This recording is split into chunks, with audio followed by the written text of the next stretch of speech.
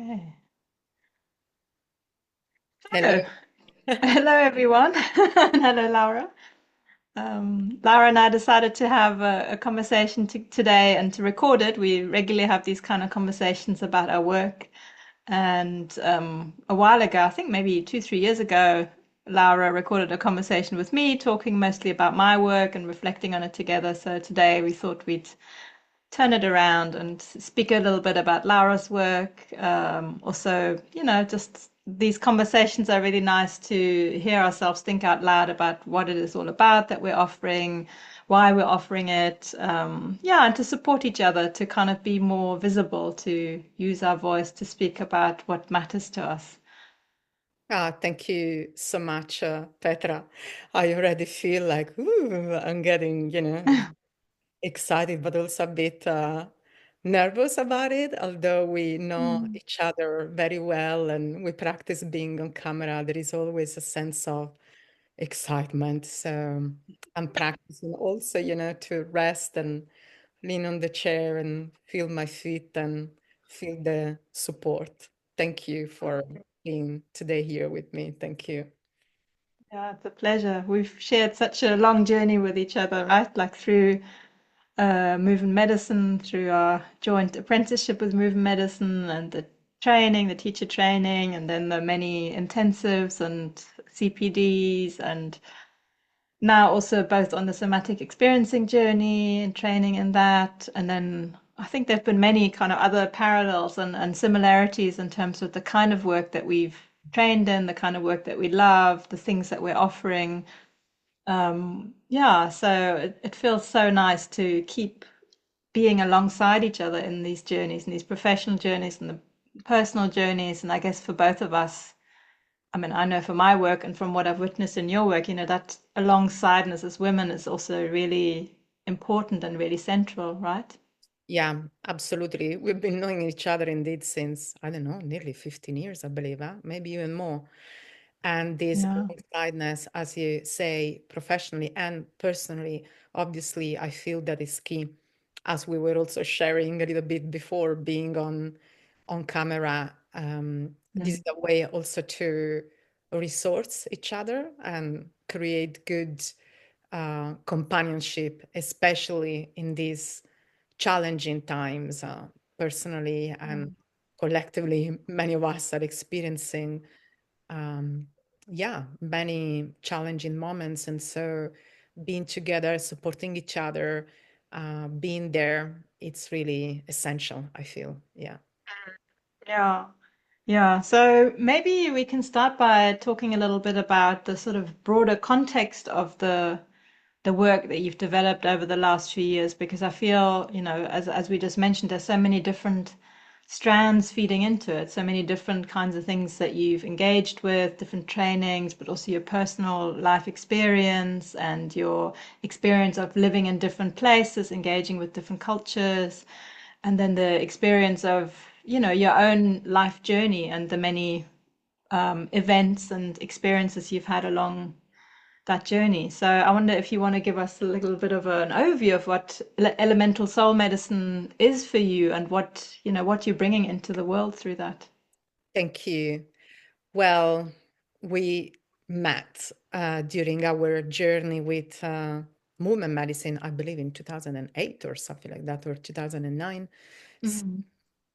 That part of the work has been the backbone, for a very long time. And for those who don't know, movement medicine is a um, embodied meditation, or you can call it mindfulness in motion, is an intentional practice that addresses personal and collective change through movement. And we both attended many CPDs and advanced trainings with the school, so that it has been certainly very, very important. And in the meanwhile, thank you also for acknowledging all I've done and for remembering that I studied and practiced other things, from sound therapy to holistic voice therapy, which I feel is a very beautiful modality that addresses the possibility to use our voice as a tool for self knowledge and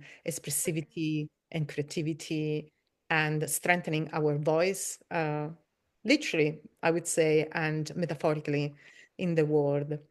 And then obviously later, all the um, exploration of embodiment and somatics and somatic therapy came into my life, initially through coaching and studying with the Embody Lab and Coaches Rises and the Strauss Institute. And then, as you said, later with the um, somatic experiencing school here in Spain. And what became really relevant for me in the last few years, it has been this journey into perimenopause and then menopause. I'm already postmenopausal now, and that is where I started to pull all these threads together, because what was happening, despite also all the therapy that I've done and received in my life, because I've been exploring that territory throughout all my adult life, what was happening, it was that my body, my soma, my psyche, my soul was going through a very challenging journey. I would even say, it has been a journey into the underworld where a lot of discomfort, unpleasant sensations started to emerge.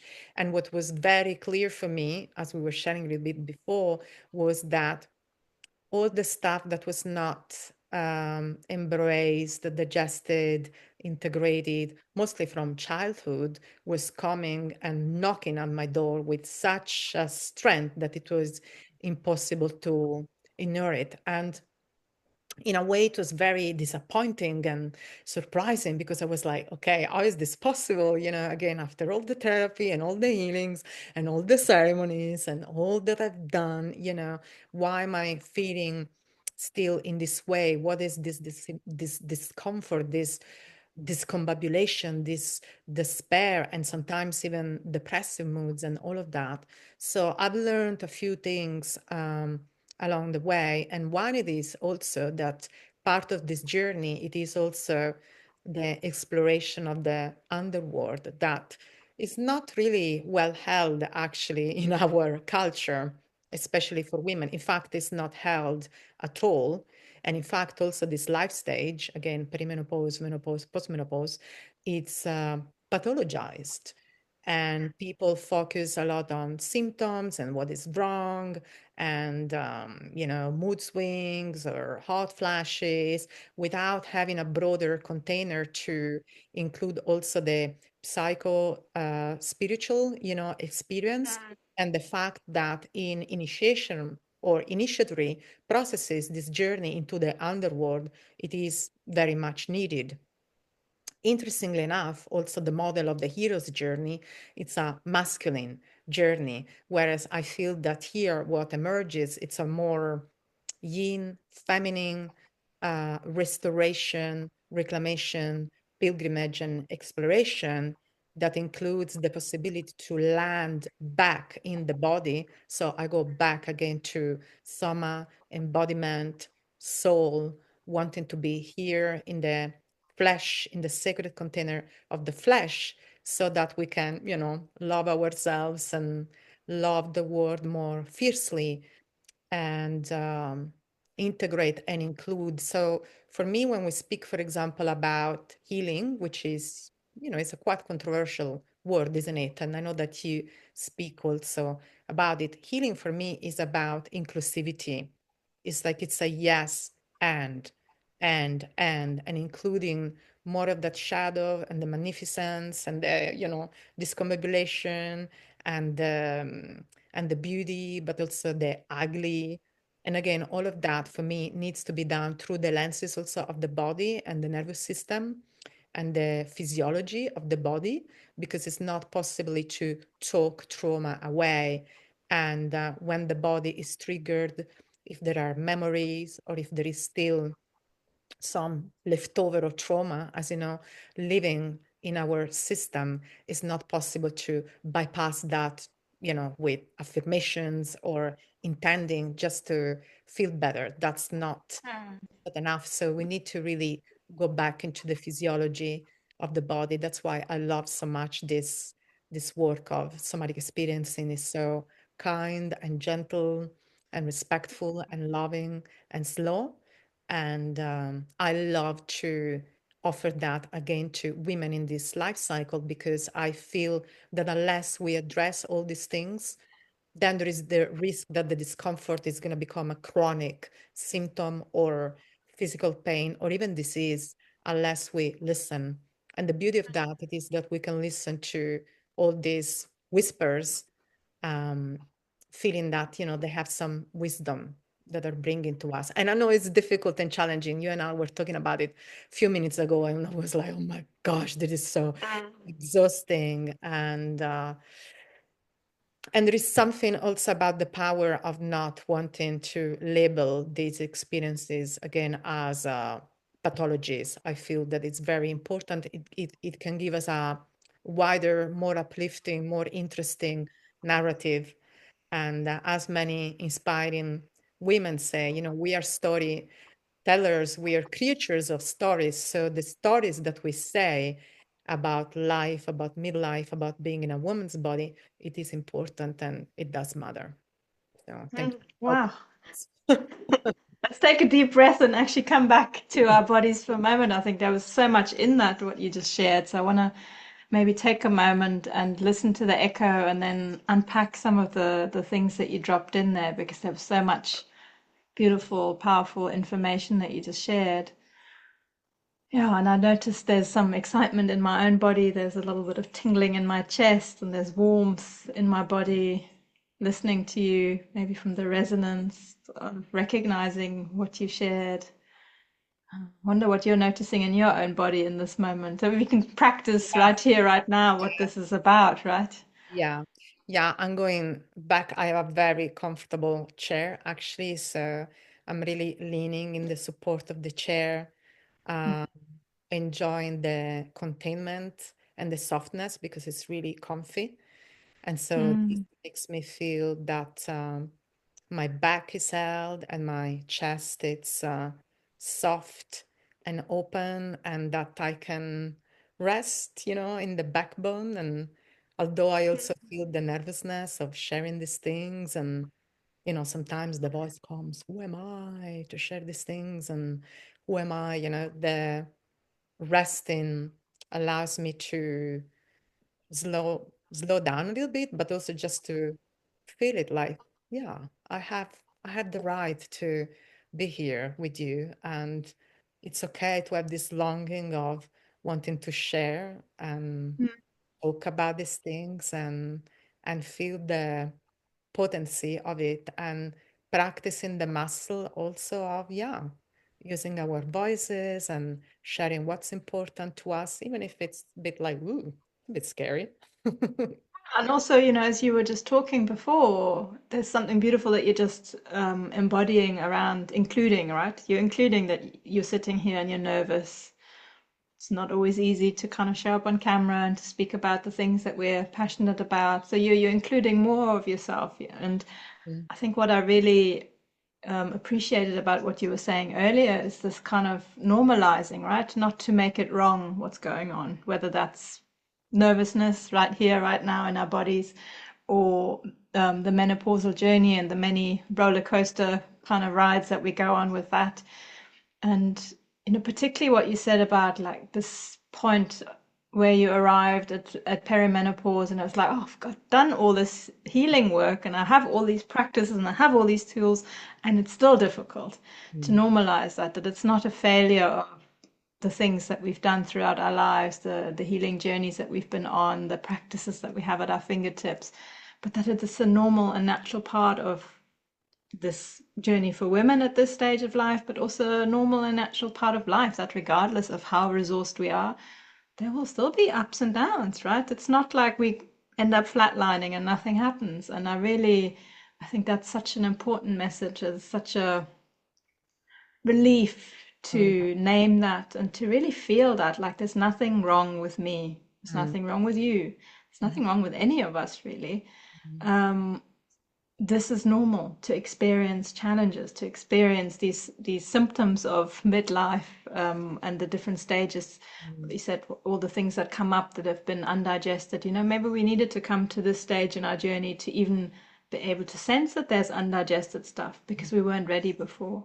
And totally. then the opportunity, you know, to look and to include more of what's there, not as an overcoming, but as an, oh, this gives me an expanded understanding of who I am and also helps me to move forward with the life that I dream of, with the life that I dream of for myself, and also with what I dream of for the world, right? Because I heard you touch also on this connection between the self and the collective, Mm, particularly for women. You spoke about, you know, this is not just our individual life journey. This is also a journey of how it is to be a woman in this culture, in this world, with all the things that have been taken from us, all the things that have been covered over for us, all the rites and initiations that are not there. And then also with the bringing that back and bringing that back into balance. And in a way, you know, it's lovely to have this conversation because this kind of connection around these issues is also what's so nourishing and so normalizing and so important as a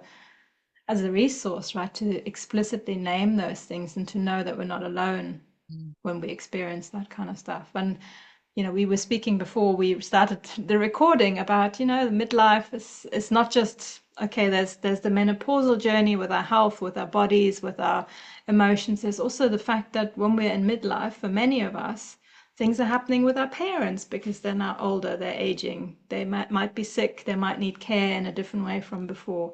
For other women, it's, you know, that's when their kids are teenagers, and there's a whole other dynamic unfolding, maybe of empty nest or of this comparison between where we're at and these youthful young bodies that we're surrounded by, which, you know, might have a particular effect on how we're feeling about our own bodies. And so, yeah, just acknowledging that the connection and the alongsideness and the sharing about what's happening is so powerful, so reassuring and normalizing. mm. Thank you. Yeah, thank you for mirroring that back Yeah, in such a articulated way. Thank you. yeah, yeah. Because I guess, you know, this is the central message for all of us, right? We're not alone. And for many of us, that story that we experienced in childhood was feeling alone, right? Feeling alone with difficult things, not having someone there when we needed it. And the healing is in, oh, there is actually someone alongside me, there's someone present with me, attuned to me, which doesn't mean that the thing I'm experiencing necessarily changes, but it changes in the sense of I'm not alone with it. And that's a massive difference, right? Mm, totally. Mm. Yeah. Mm. Yeah. Mm. So I wonder if you wanted to talk a little bit about how you've been weaving all this together into this next offering that's coming up. I think it's called Elemental Woman, right? Yeah. So maybe you can just give us a little Yeah. overview of what that is and how it relates to some of the themes that we've just touched on. Thank you. Yes, indeed. It's called Elemental Woman. It's going to be a 4 weeks online journey for midlife and beyond through the wisdom of movement medicine, somatic practices, and the relationship with the elements to reclaim also more vitality and life force and wisdom and pleasure. And as I was saying to you before, my wish and intention for the journey is to keep it as simple as possible. Each week, we are going to explore one element, mostly through movement medicine dance practice, which it doesn't require steps, choreography, or prior experience.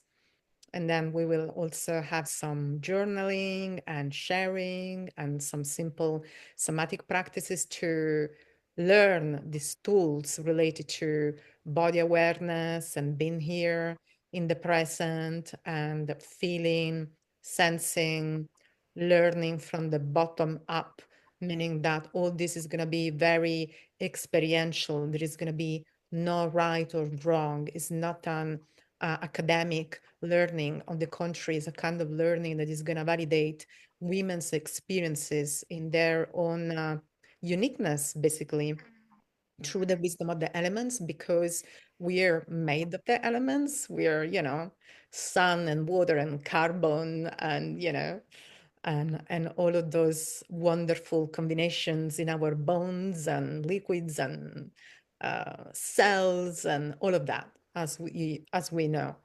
And so this is a way to strengthen our relationship with the elements, to uh, every week explore a different theme connected to each element. So we'll start with earth and we explore what does it mean to be grounded or to be rooted. And then we'll move into the flowing aspects of the waters, and then fire, passion, and sparkle, and illumination, and clarity, and expansion, and breath, and vision of the air, and all of that, really wanting to sparkle also the imagination. And also, as I said, this is also about reclaiming vitality, because movement, it is energizing. And all these aspects can also enhance our creativity and intuition, support our imagination. And the idea is also to have fun and pleasure, because when we Mm. go through these challenges in life, we can become very easily disconnected from things that brought us joy or inspiration. So the body is the key, is the gateway, is the entrance also to pleasure and fun and listening to one's desires and also sensuality in a way Mm. that can be really life affirming. I feel this is very important. Actually, I read somewhere recently also that fun is a very important medicine um, in this Yeah. threshold. And so I'm offering this, as I was saying prior to you, because I actually felt that I needed it. I needed to, you know, rekindle my own inspiration and creativity, and to be on purpose, and also share in a very simple way. So the sessions aim to be as spacious as possible, under, the motto and banner of less is more. We want to learn together also to listen, to slow down, not to be too much goal oriented, so that we can really validate and trust the wisdom that is arising. And obviously, I will offer some invitations and prompts, always respectfully, so nobody needs to feel pushed to do things that they don't want to do. But there are going to be some invitations, also in between sessions, from spending time out in the land, again, to journaling or creating a map or an altar, an installation at home, to obviously invitations during the sessions that are going to be movement based, to explore all these themes again through movement, so that the inquiry, it's not only cognitive, it's not happening only at the level of thinking, is happening through the wider, vaster intelligence of the body in motion. Because, as we say in somatics, the basic language of the body is sensation and movement. So in this way, we also want to expand our lateral intelligence, creativity, equalize both sides of the brain, so that we can, yeah, explore what it means, to be engaged in this way, and hopefully creating more balance in our lives, and practicing, creativity or creative thinking, and hopefully having a good time with people sharing, a similar experience. So hopefully this will offer also a container of togetherness and alongsideness. We'll have also opportunities to share if people want to. Again, nothing is going to be, mandatory. So we can have this sense of being seen and witnessed and being together, to strengthen Mm. also that muscle of being seen and being witnessed that many of us are longing for. I hope I Yeah. answered your question. Yeah. So slowing down and really sensing and feeling ourselves and working with the body, with movement, with this alongsideness and the sense of connectivity and community amongst women of a similar life stage, perimenopausal, menopausal, postmenopausal, midlife and beyond, I think you said at one point. Yeah, beautiful to hear these elements quite clearly. And I'm curious if you have a personal story to share around like how this kind of work that you're offering in this program has helped you at this stage of your life. Is there a particular thing that you can give an example of how working with the elements or working with movement has, supported you in this roller coaster of menopause and post-menopause? Mhm. Well, I could give many. The first that comes to mind, it's connected to the elements and connected to the relationship with the land, because what I feel is that this work really expanded my sensitivity actually, and helped me train more the muscle of attention. And by that, I mean also attention to what is happening around me when I'm walking out in the land and I'm surrounded by mountains or trees or waters. And what happens in that, I feel that I experience an expanded sense of co-creation with life rather than being a mere subject or disconnected, participant. I feel that I am engaged and I am participating more fully and with more creativity with life. So whether that means that I am witnessing, what's happening in the land around me, and then suddenly a bird comes and flies across the space, and what does it mean? What's the meaning I make out of it, I could decide there is a moment of choice there, meaning that I could decide that that is a random, occurrence, or I could decide that there is a message, there is a learning, there is some magic, and maybe I want to feel more deeply to the breeze, or even sing to that bird, or maybe go back home and write a poem or draw it, you name it, or it could be allowing the sound of the water to really penetrate my body and my cells, and connect to the imagination and feel that that vibration is really um, you know washing through me. Or it could be simply to lay down on the ground and really feel that I'm held by something bigger than I, by a wider, mysterious intelligence that is connecting, the mycelia and the roots of the trees, and, and the flowers and all of that. So I definitely feel that in relationship to the elements. I just want to pause you there because as you're talking, as you're giving these examples of the bird and the water and the lying on the ground, I notice in my own being how much I can feel that in that moment when you're talking about it, right? That, this connection with the elements is right here with me. This is your experience that you're sharing, but I can feel the resonance in my own body, and I have the images that go with that are my images that might be very different from yours, but the power of the elements as something that lives inside of us. It's not just external. The Mhm. bird that I see that's riding the thermals isn't just something that I can appreciate out there. I can find that feeling in my own body, right? And then I can, oh, maybe where in my life do I need a bit more of that feeling of being lifted by the wind and just soaring and not having to effort so much?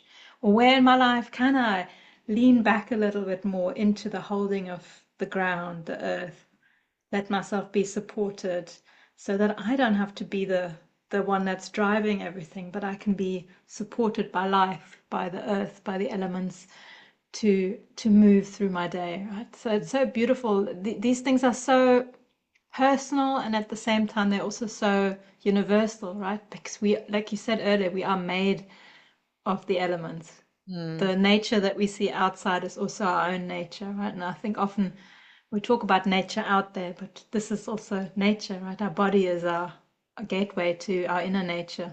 Yeah. Yeah. And so, in response to that, I also feel that when we practice with, again, somatic practices to bring the tension back inward and through movement, we also include our kinesthetic intelligence, we train our attention, we practice being more in the present moment, because trauma hijacks us from the present, and then we get caught into stories and the past and the future. So through movement, we also practice going back to the present and being with our feet and our ankles and arms and hands. And yeah, we practice the art of giving attention and being here. And that can be a gateway also into pleasure in general, but also a gateway to be more present with what happens around us. For example, when we are out in the land and we want to expand and nourish that connection with the natural world. And I feel also that because of what is happening in the planet and our role as women to really go back to this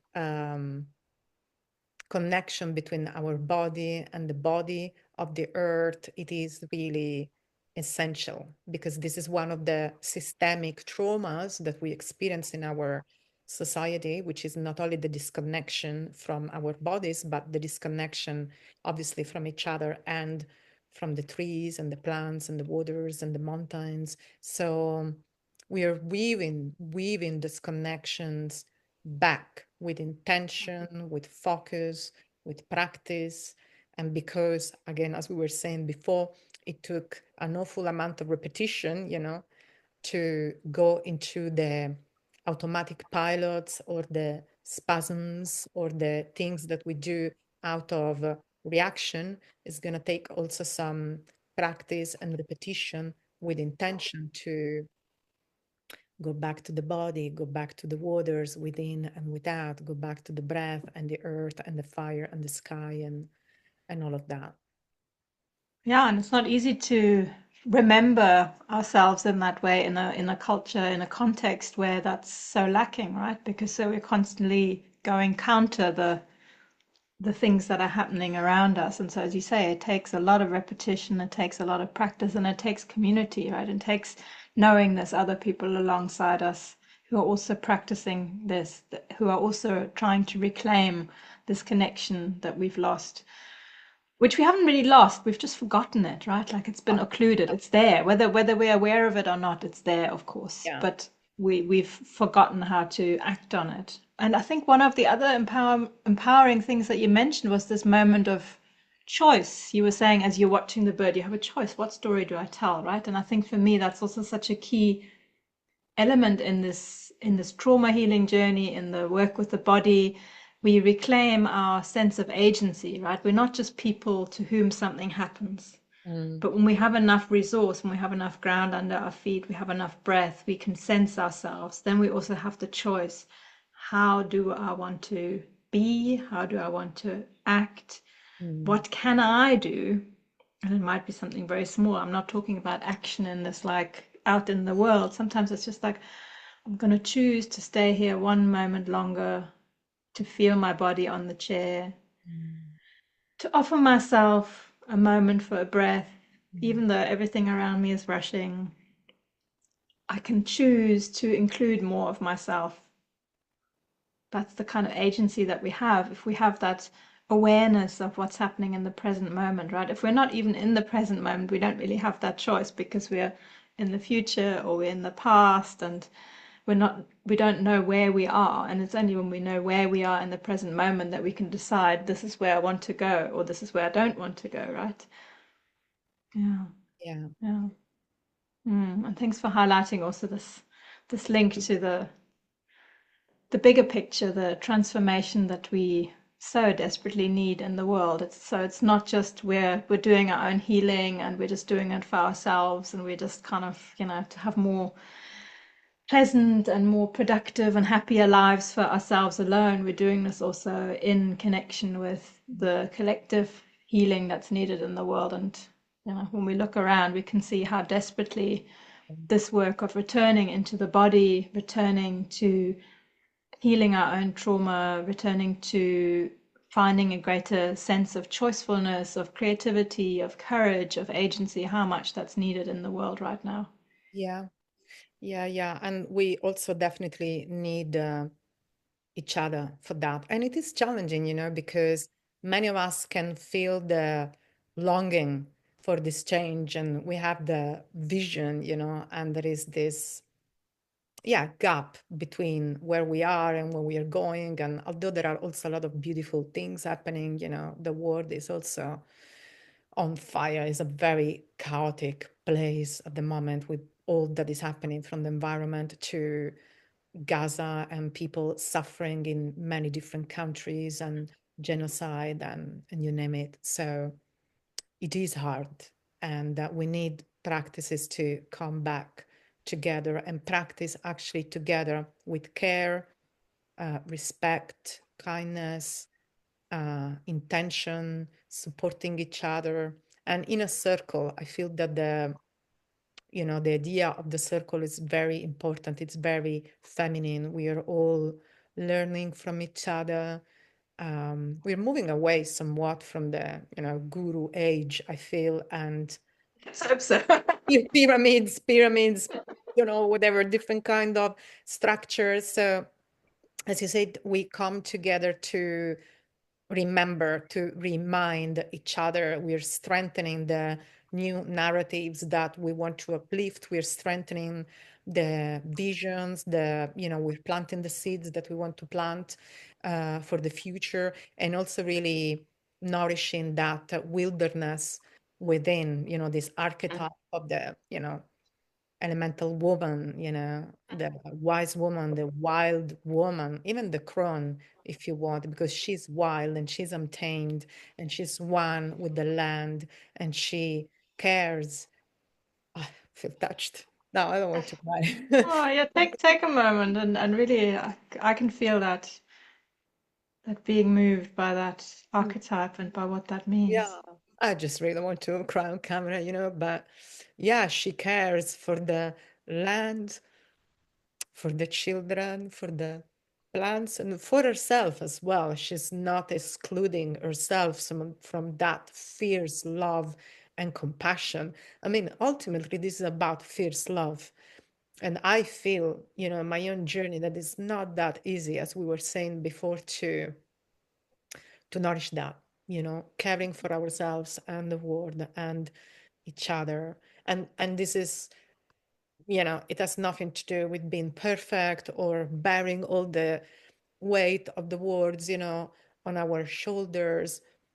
And yet, there is still that vision and longing and prayer for belonging to ourselves and the land And and allowing ourselves to be moved by that, right? Like you just did, you allowed yourself to be moved. And I mean, that's a beautiful connection to the fact that this is movement medicine, right? This is not sitting there and intellectually understanding that we're connected or that we should be doing this or that we need to do that, but it's experiencing, as you said, it's an experiential program. It's experiencing, it's letting life Mm, and our experience move us so that it doesn't get stuck, mhm, that there is that energy that moves through us and has shape and goes back out into the world. Because as we know, what gets stuck starts to, mhm, become disease or starts to smell not very pleasant, like with food or with mhm, a river that's blocked. It's not a good thing when things get stuck. So to keep moving the energy through the body, right? And to let ourselves be moved by our own life experience, by the experience of other people alongside us, to let our hearts be alive and open and feeling rather than numb and disconnected and shut down, which is how many of us get through the days, right? I mean, I know it from myself. In order to cope with everything that's going on that is really heartbreaking, sometimes mhm, what's happening is that I'm numb and that I'm not letting myself really feel it deeply. I stay up here, I stay in the this is wrong and this is unjust and it's terrible. But the feeling of it sometimes feels quite scary to let in. And so how can we support ourselves to feel without being overwhelmed, right? Yeah, the last thing I wanted, thank you so much for that. The last thing I would add on that, I'm also aware, timing and having, spoken about many things, but thanks to the elements, we can also create a container to support, as you said, impulses and what it wants to arise also from grief, to joy also, obviously, rage, because in so many of these, new age circles, there are these ideas about, high vibration versus lower, positive versus negative. And obviously, I'm not proposing here to get stuck into something, whether that's, holy rage or grief. As you say, this is about bringing movement and breath and creativity and expressivity to it. But the movement and the elements and the music in itself that we will be using are going to offer us a container to feel, move, express, because actually what we can't feel, we can't even process it, so this is about feel with that, move with that, be with that, and then eventually process it and release it, and let it go eventually. So thank you for that. I wondered if before we close, you wanted to say a little bit about the somatic practice aspect of it, because we've spoken a lot about the movement medicine aspect of dancing, even though you said it's not the dance Yeah. that, many of us think of. It's not with steps or choreography. It's really about our own unique self-expression through the body. But I wonder if for people who are not so familiar with what does that actually mean, somatic practice? Like Yeah. what could you share with us about that? Yeah, so somatic, the word comes from soma, Greek word for body. Many people use the word soma actually instead of body in some of these circles to heighten the interconnection between body, soul, even landscape, actually mind, gap, even purpose, if you want, because the word body has been so connected to reductionism, if I pronounce it well, to make the body an object or something that in this connection needs to be fed or trained, or even the house of sin, if you want, So in these practices that come from, my experience with various fields I played with and with somatic experiencing, what we're doing is that we are again practicing coming back home, but also wanting to develop a very simple way to learn about somatic language, learn about sensation in a way that is really simple. Because sometimes when people think about these things or hear about it, they may think that it has to be something really fancy and complicated. What does it mean to be in the body? What does it mean? This question, where do you feel that in the body? It can be really overwhelming and it can put people off. So we will practice in a very simple way to stay with, for instance, what does it mean to be with our feet or resting the feet on the ground or resting on the chair?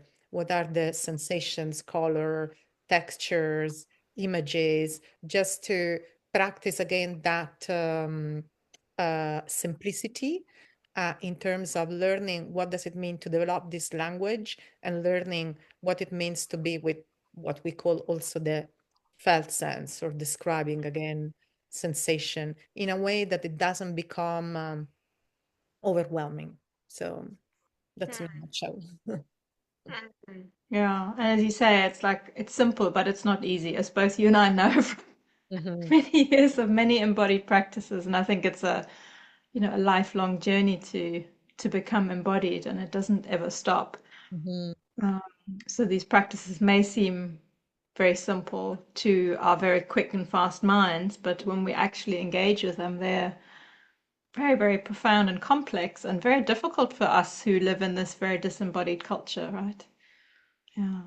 And the beauty of working with the body in that way and with the felt sense and the sensations is that, when we come into the body, come into the present moment, right? The body is not thinking about what I did yesterday or what am I going to have for supper tonight or, oh, in 10 years' time, this is what's going to happen. The body is right here, right now, thankfully, because if it wasn't, then we'd be dead, right? Yeah, yeah, yeah, Yeah, yeah. beautiful. So I guess before we close, maybe you can just share the practical details and then give people some info on where they Yeah, can find out thank more. And I you. guess we'll put a link also to Yeah, where they can find out yeah, more. thank you. So we're gonna start for it's gonna be a 4 week journey. We're gonna start on the 27th of May, which is a Tuesday. 27th of May, 3rd of June, 10th of June. We complete on the 17th of June. Sessions will last 2 hours. Yes, we're gonna put the link with all the details. The link will have also some Q&A in case many things are not clear. The journey is very affordable. It's 120 euros, 100 if somebody comes with a friend. And the journey includes also discounted individual sessions for those who want to take those. Sessions will be Yeah, and I just want to say, I mean, that's a really very generous offering, right? Like Laura is an ICF accredited coach. Is it ICF? It's ICF. ICF, yeah, International Coaching. ICF, Mhm. and has a lot of experience of working with people through mentoring and coaching and yeah, working one on one. So that's, I mean, that price for an individual session is a absolute bargain for what you're getting for it. Thank you. So that's another bonus of taking part in that program, right? To have that individual attention, which can be so important alongside the group space. Yeah, it's gonna be a small group, so the space can feel intimate and safe and contained. And yeah, so feel free to reach out if you have any questions. And thank you so Mm. much, Petra, for being today here with me. I really appreciate that. Mm. Thank Yeah, I'm excited alongside you for this program. It's going to be so beautiful. And you. yeah, let's share this conversation and invite people into that space. Thank you. Thank you. Thank you. Thank you. Thank you. Thank you. Thank you.